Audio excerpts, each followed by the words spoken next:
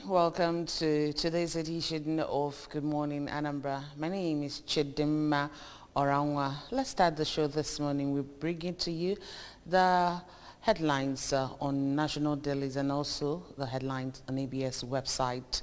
Okay, after this short break, you get to meet our guest this morning. Stay with us.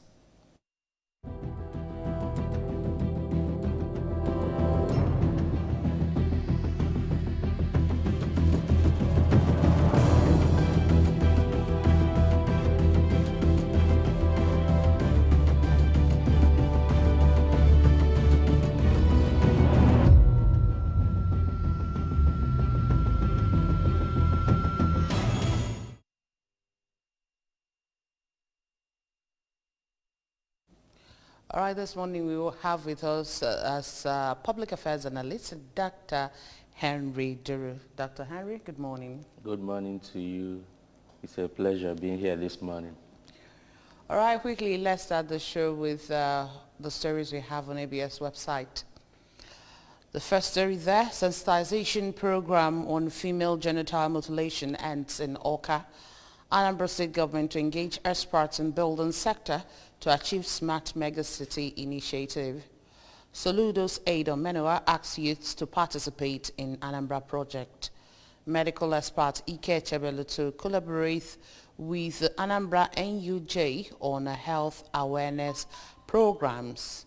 Okay, let's start with the first story there, talking about sensitization program on female genital mutilation ending in Awka.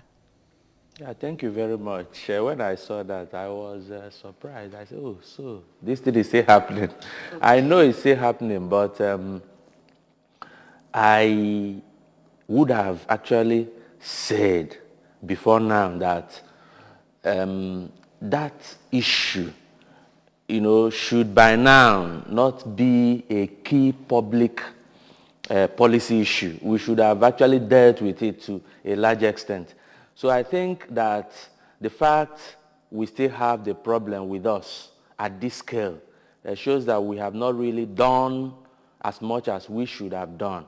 So sensitization programs like this should be coming more often than it had come in the past, judging by the fact that with all the things we have done in the past couple of decades, we still have this problem with us. So it still shows that we still need to add more effort to make sure that we really deal with this social problem, because personally, I don't see the reason for that.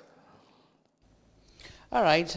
Again, let's also look at the story where the special advisor to the governor on youth development, that is Omenua, asking youth to participate in Anambra projects, like to be part of the new Anambra. Yes, I think that goes in line with the philosophy of the new governor. It's not all about waiting on the sidelines for something that is going to crumbs that will fall from the table. So you should participate in creating wealth. Mm-hmm. You should participate in the policy making and policy implementation project. So it's everyone's project. It's not a project for some persons there, while others down there are waiting for crumbs that will fall from the table. So I think it's a shift, from the politics of bread and butter to politics of stakeholding. Just like Dr. Menua will say, it is when you stake that you can hold. So you need to stake something. So it's an invitation for the youth to come and stake so that they can hold. Yes. All right, quickly, let's start with the Vanguard newspaper this morning with the big story in front of the Vanguard. Buhari's order, Wajuba Akpabio Ono resign. We have riders there. President orders ministers with a political ambition to quit. Ngige to consult with Buhari for clarification. Order appointees to know fate soon. Okay, and then we still have the 2023 PDP throws presidential ticket open. Mark heads PDP presidential primary panel. Primary to hold in Abuja. Over 10 million girls out of school in Nigeria. UNICEF. Bandits kill over 40 in Taraba village attack. ASU strike. Ogun students shut down Lagos Abeokuta Expressway in protest. And then still talking about strike, ASU begins 2-week warning strike May 16. Okay? Yeah. Okay. Starting with the big news of the day. The big news, yes. Yeah, which is the resignation order given to the ministers and other aides to, yes, to resign if they are contesting the party primary ahead of the 2023 general election. Personally, I support it for the reason that you discover how lopsided party politics is in Nigeria. People, once they are in government, once they have an influential position in government, they become, unduly influential in the party, so that they can actually deploy state machinery to impose their will on the party. So I think with that in mind, I believe that it's the right step in the right direction for people who are gunning for the party ticket to resign. If you don't want to resign, then you have to step down from contesting the election. That is one way of actually preserving the integrity of the process, because you discover that after each round of primary elections in this country, people always complain that, people who hold this political position or the other have actually used it to make sure that... Okay, please hold your thoughts there. Hello, good morning. Good morning. Yes, I'm from George. Okay, go ahead. Yes, I really want to contribute. You see, the issue of resigning from your political or from the appointed position is very, very valid. Okay. I did not see the newspaper you showed us election. I did not see Ruth Memeti. Ruth Memeti should be there too. He should resign. Notwithstanding, I don't know, the news making the round that Sibanjo should resign. Sibanjo is not an appointed office. He is not an appointee. He is an elected person. Why was he resign? I don't understand. You see, Nigeria is trying to play undue politics against the right people. But notwithstanding, this is the time of the Southeast. If they can actually do politics of, conscience, Peter Obi and the rest should be given the opportunity to rule Nigeria. It is the time of the Southeast. Whatever Nigeria is doing, if they need peace and they want Nigeria to forge ahead, the Southeast should be given the opportunity this time. Thank you very much. Thank you. Thank you so much for that submission. Okay? Yeah, so as I was saying, at some point it might be a matter of perception. Oh, this person is the right-hand man of the president. This person is the minister of this person is an aide of the president, and that is why the person emerged as a flag bearer. So it's better that they actually step down from their position in the presidency so as to make the process to not just be fair, but also to appear to have been fair. So that is my view. The point the caller just raised now, asking the vice president to resign also. What's your own opinion? No, I don't think that one is actually tenable, because if the vice president should resign, it means that whoever that becomes the president, if you want to run for second term, you should also resign. Okay. So I don't think that should actually obtain. When you now resign, what it now means is that by the time the election must have been conducted, and by the time the next administration will actually begin, you have not actually spent your constitutionally mandated four-year tenure. Okay. So it introduces another contradiction. All right, quickly, let's go over to the next paper this morning, the Daily Independent newspaper, with the big story there. Primaries, appeal court insists political appointees won't vote, says they won't be voted for, can't be candidates for elections, set aside judgment voiding section 84 subsection 12 sees provision as illegal. ASUP set to go on strike gives federal government 2 weeks ultimatum. Reps amend Electoral Act to allow statutory delegates vote at primaries. Avert rowdy session. Reject proposed amendment to Section 29. And then we still have the strike. Buhari's COS holds meeting with ASU, NASU and others today. NJC issues policy direction on handling political election-related cases. Recommends appointment of 49 judges.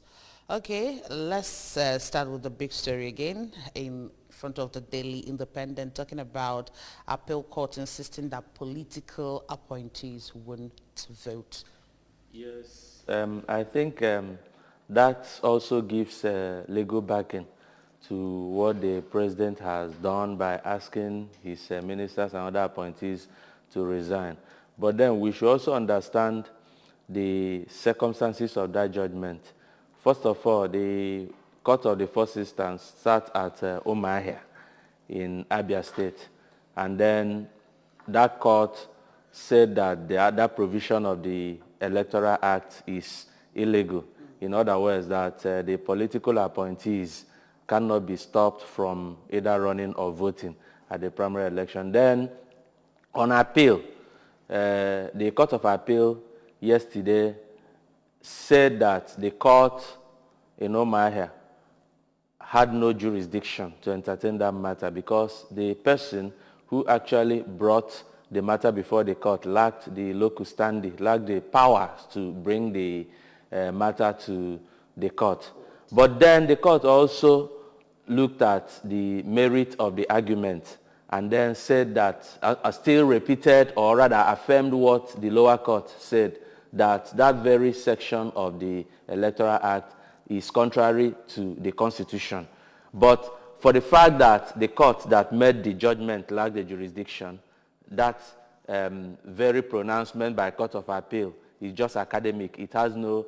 but then what will now happen is when people, or maybe when the matter goes to the Supreme Court, if the Supreme Court set aside the judgment of the Court of Appeal to the fact that the person who brought the matter lacked locus standi and that the court of first instance lacked jurisdiction, then what is going to happen is that the court will also look at the matter on its merit and then see whether it's going to sustain the argument or rather the judgment of the court of first instance. If it happens that way, then it now means that people who are appointees will continue to vote at primaries and will continue to contest elections. But maybe that will be from the next election because I believe by the time the thing must have gotten to the Supreme Court and then got adjudicated, this phase must have actually passed. Okay. Let's also say the story talking about ASOP going on a strike, like gives federal government 2 weeks ultimatum before they will also embark on their own strike. You know, what is happening in the tertiary education sector in the country is now worrisome. We have total shutdown of the universities because all the unions are now on strike. ASU, NASU, SANU, and then NAT. Yeah. All of them are now on strike. Now, we are talking about the Academic Staff Union of Polytechnics, ASUP, going on 2-week warning strike. That was how ASU started. So before you know it, it will continue to extend. But then I saw a memo purporting to invite these unions, all of them, ASU, NASU, NAT, ASUP, then other trade union bodies, including 2UC, NLC, and then even the Nigeria Interreligious Council. I've forgotten the name of that very body led by Sultan of Sokoto and Cardinal Onaiko, which I think it was Kuka that actually initiated it. They will also be at the meeting. The meeting will be chaired by the Chief of Staff to the President, and then the Labour Minister will be there and other stakeholders. What I would like to say is that, you know, I think this is the first time we are having such a high-level meeting that is going to involve people that are even outside the education sector. You are bringing in other stakeholders, other labor stakeholders and other persons to witness or be part of this deliberation. I think this is an opportunity to really, punch issues on the face and, hold the bull by the horn, tell us ourselves the truth, and actually face, without sentiment, these issues that have continued to bring about this labor tension in our education sector. We always come out with what looks like a solution, what I might call pseudo solutions. But at the end of the day, we just discover that we have got no solution. As these industrial actions continue to happen and continue to interrupt the academic calendar, it doesn't actually spell any good for anybody, the country and individuals and even groups within the country. Everybody is suffering. So I think it is time we actually take the bull by the horn and get this problem sorted out once and for all. Okay, quickly, let's go over to the Daily Trust newspaper this morning. To save governance, Buhari orders Amechi Malami, 7 other ministers to quit. That's the banner headline in front of the Daily Trust newspaper this morning. Nwajuba Babio comply, others weigh options. Section 84, subsection 12, unconstitutional. Appeal court. Ministers using state resources to campaign. That's a report. And then Lagos-Ibadan rail link to port stalls. CCECC demands 124 billion naira balance. Strike. Gambari meet ASU today as students protest at APC Secretariat. NJC forestalls conflicting rulings, issues the guidelines on election matters. Over 40 persons killed during Salah break in Taraba. Senator crack among PDP governors over presidential ticket. Okay, let's still look at that big story, at that writer saying that ministers are using state resources to campaign. Probably that's one of the reasons why they are asking them to step down. Yeah, that is one of the reasons. It might be actual, it might also be a matter of perception, but whatever it is, I think we should make the process to look fair. So, stepping down means that you have actually distanced yourself from the corridors of power, so that people don't see you as having an undue influence in the process. So I think that is fair enough.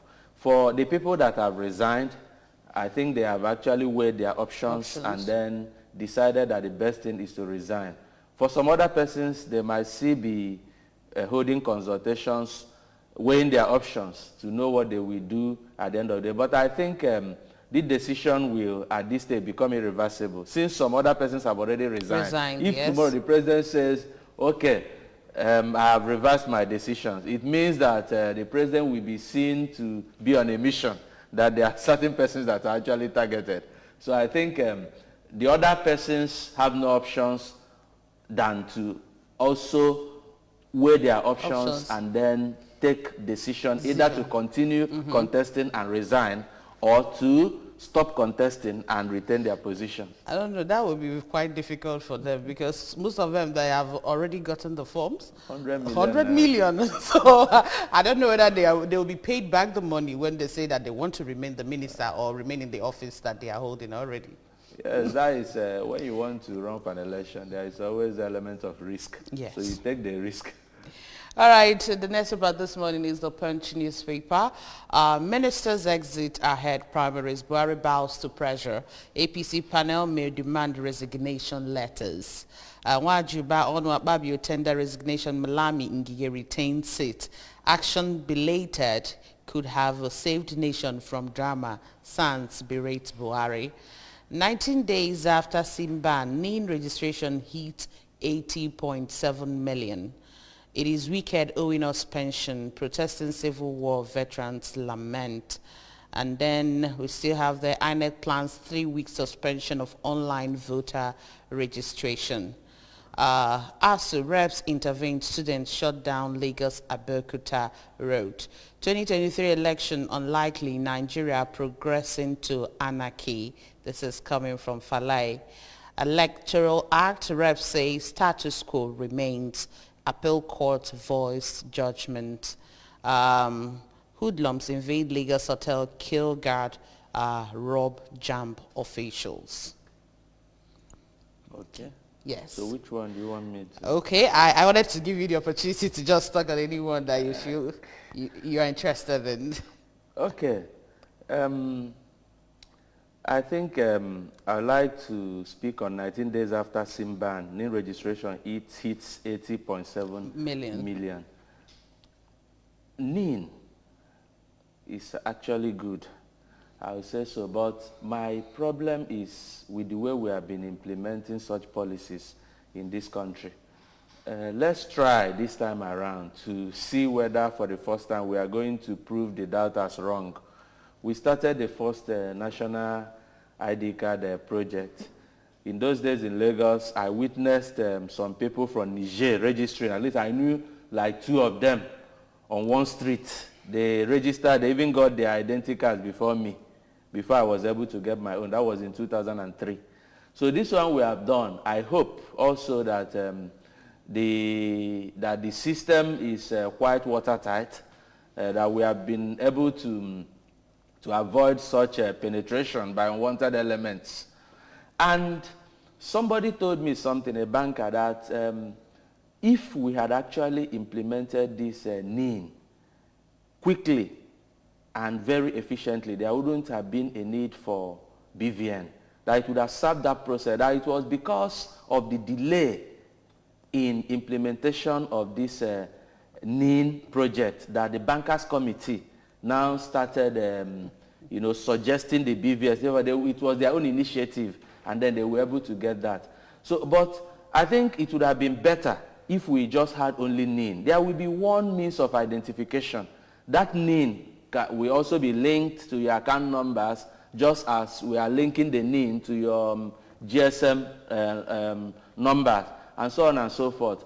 But my only worry is the fact that we have got this NIN, we have got the BVN, but still we still hear cases of fraud, in such a way that you'll be wondering how come these people were able to use their phones or whatever phone they use to actually commit this fraud.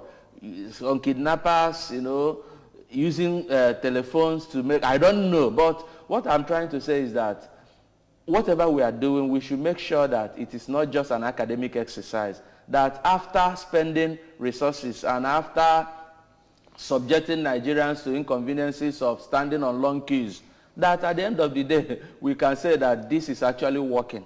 That if this was actually meant to make us to be more secure, that we will actually be more secure, and so on and so forth. So if at the end of the day, the thing has not actually produced the result, then I don't see the need for us to continue with it or to have actually started it in the first instance. Okay, what do you also make out of the statement from Falai that the 2023 elections is unlikely as Nigeria is progressing to anarchy? I think maybe he's just trying to sound a note of warning. It's just a case of an elder statesman telling us to be cautious, that there is danger ahead. But if you ask me, I don't see any reason why it will not hold as things stand today. Before the Anambra State governorship election, such fears were expressed. And at some point, I even doubted. But at the end of the day, the elections came and then gone. But then, if we continue to be naive, believing that things will continue to work out the way, because we have been extremely lucky in this country. So I think we should also take what he said very seriously. We might not be lucky this time around. So we should look at those issues that are threatening the proper functioning of the state, particularly issues of security in ethnic and religious divide and so on and so forth. All right, the next paper this morning is a leadership newspaper. PDP discards zoning, throws ticket open. Bandits kill colonel, 7 soldiers in Taraba State. APC presidential forms. I didn't collect 200 million naira from Jonathan, Governor Badaru. Insecurity, Masari shot Batsari Jibia Road. And then down there, Aisha Buhari wants envoy support for women in politics. Okay, I would like to talk about the discarding of zoning. Yeah, by the PDP. I got that news late last night, and I couldn't believe it. You know, for the reason that the zoning we are talking about, we have actually seen it work. In other words, that zoning had been the policy of these two parties.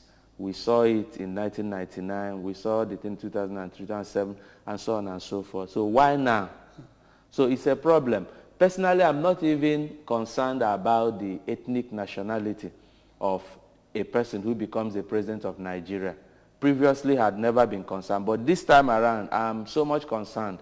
Not that there is a particular ethnic group that is going to give us that messiah that we want, but the issue is that that zoning is going to help us to manage our diversity, particularly in the context of what is happening now in Nigeria, the IPOB agitations or the tensions created by the detention of Nnamdi Kanu and so on and so forth. So I think this is an opportunity for us to take this huge step towards managing our diversity and the tension that is currently ongoing in the country. So I think it's going to amount to serious insensitivity on the part of the PDP to throw away zoning at this time. If zoning was important some time ago, it is even more important this time. Okay, just to let you know that you can actually be part of the discussion ongoing in our studio this morning. The numbers for you to call are displayed on your television set. All right, quickly, let's go over to the New Telegraph newspaper this morning. We are just trying to read out the headlines that are not contained in the other papers that we have read out.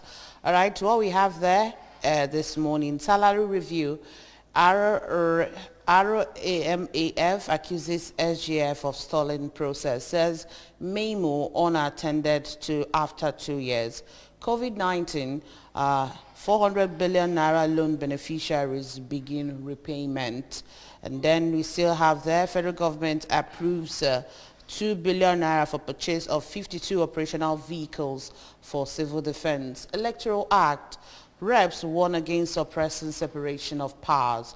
PDP nominates Danjuma Allah as new deputy minority whip. And then CVR, INEC to suspend online registration May 30.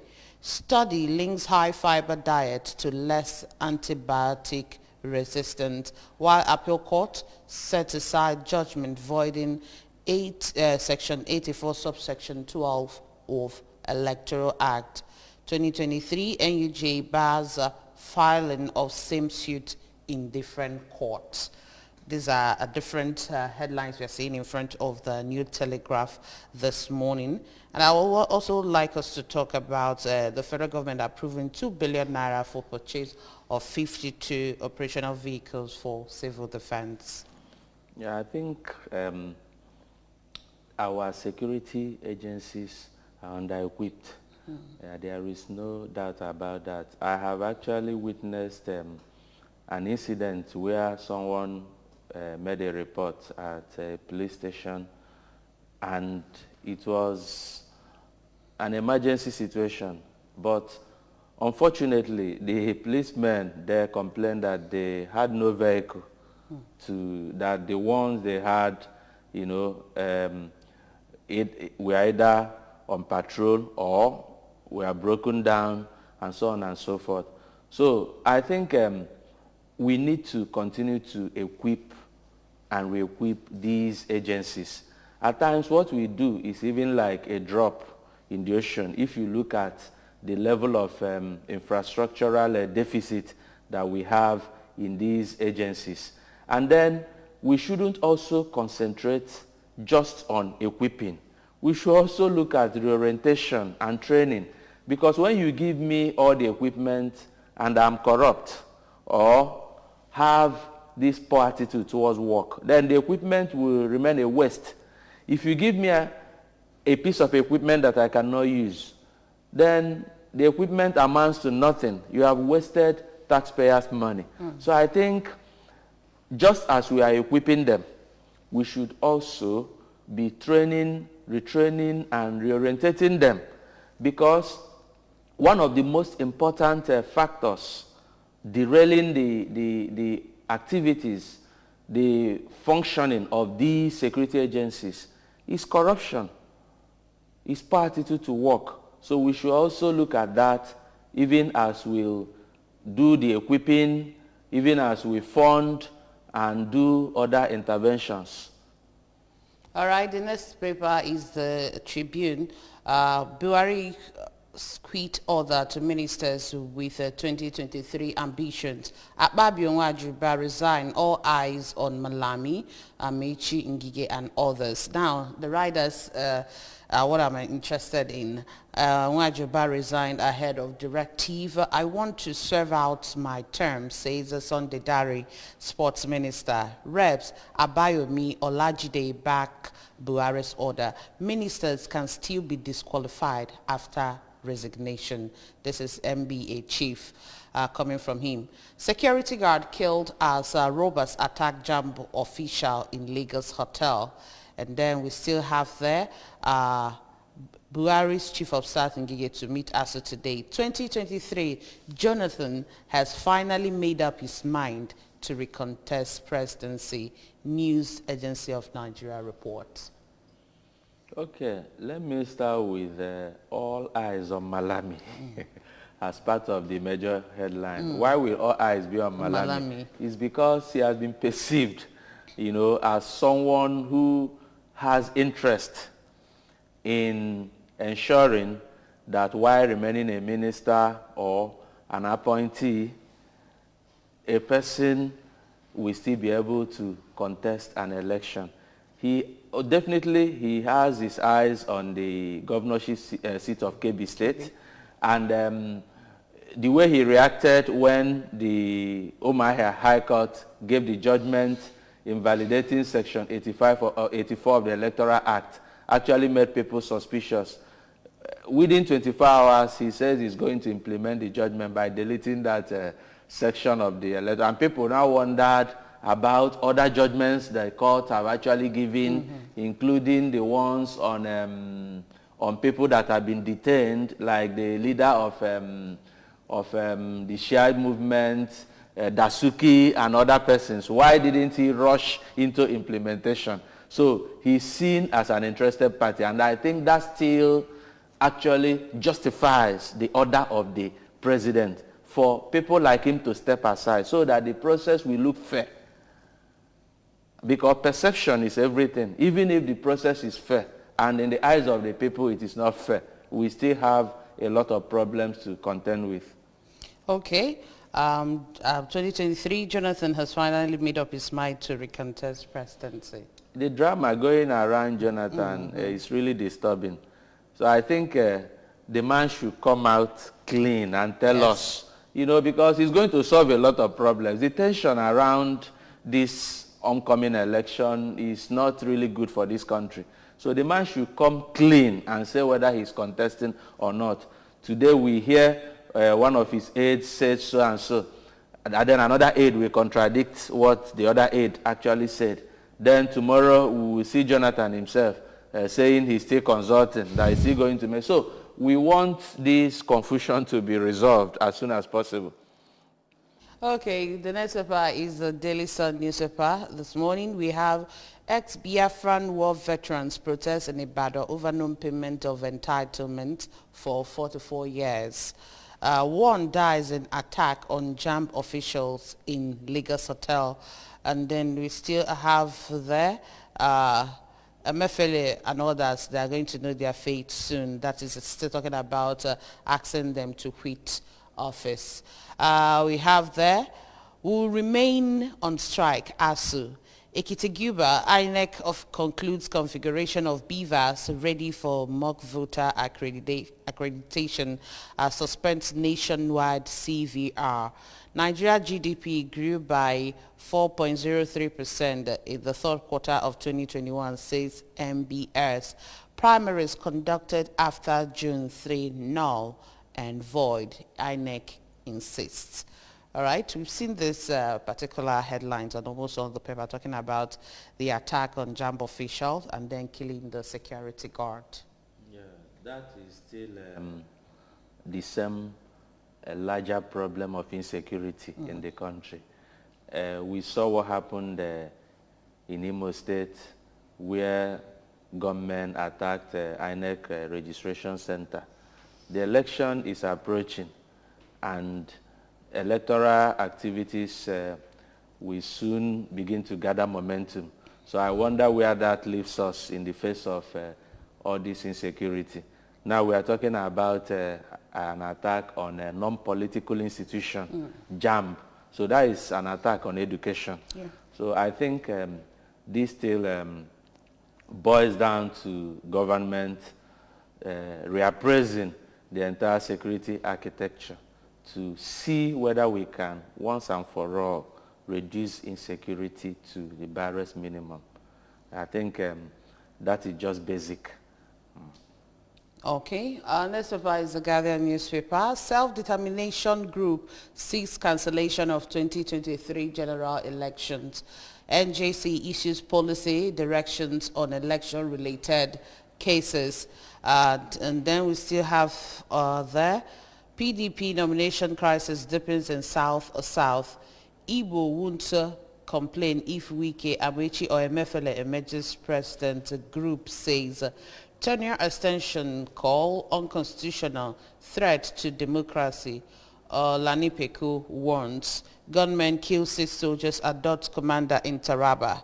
Ter TV alleges headers plot to seize ancestral. Okay, Ter TV alleges headers plot to seize ancestral land. 47 days after Huriwa tagged Buhari on freeing abducted Abuja-Kaduna train passenger.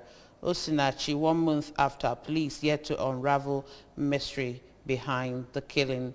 Don't drag us into partisan politics, Cross River Monarchs warn. So these are the stories we have in front of the Guardian newspaper this morning.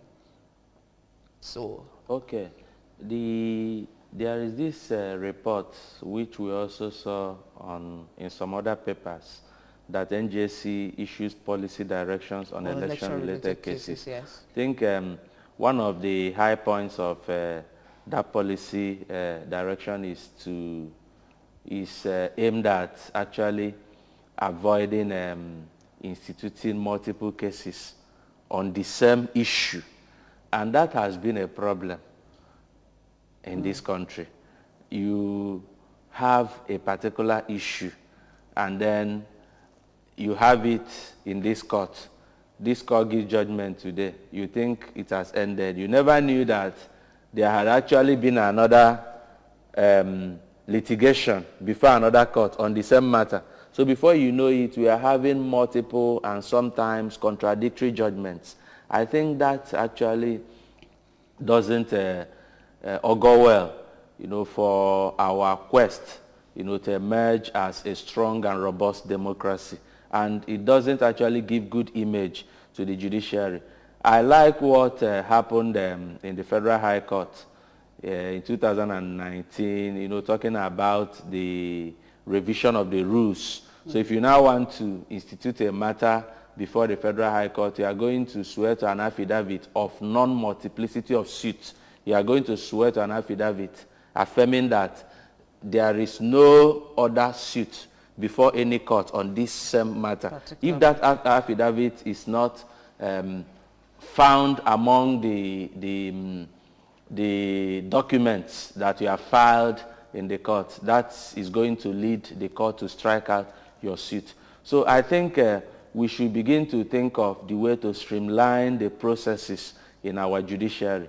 This issue of having multiple litigations on one issue has really caused a lot of problems. Like I can recall issues related to party chairmanship of a particular, or chairmanship of a particular political party. Today you get the judgment, tomorrow you get the next another judgment.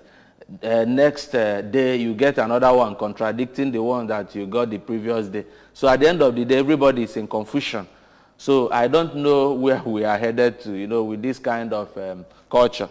So I think it is time that the NJC, comes out, strictly and emphatically as to how this very culture will be put to an end.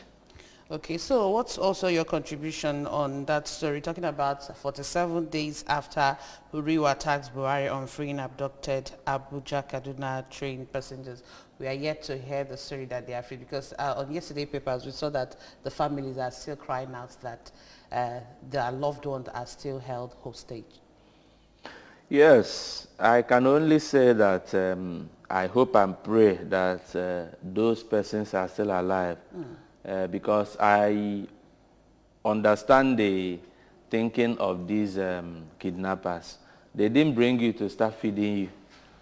So for them to keep you for more than 1 month, is it that they are benefiting anything from keeping you, or that they have surplus in terms of resources to continue to feed those persons?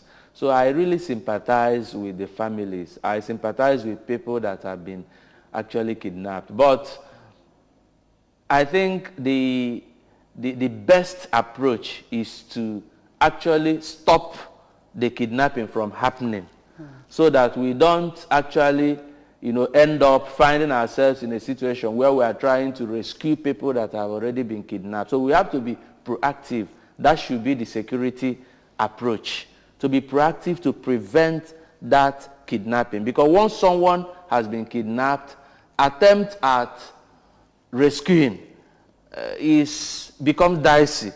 So the best thing is for us to still reappraise, just as I've always said on this program, to reappraise our rejig, our entire security architecture, so that it can be proactive enough to stop kidnapping, so that we don't get ourselves always burdened by the task, more difficult task of trying to rescue someone that is already kidnapped. Okay. Well, on that note, we want to say a very big thank you to you, Dr. Henry, for joining us on Press Review this morning. Thank you. It's a pleasure. Well, thank you so much for joining us. We are going on a short break, and when we come back, we still have other things we are going to be discussing, so stay with us.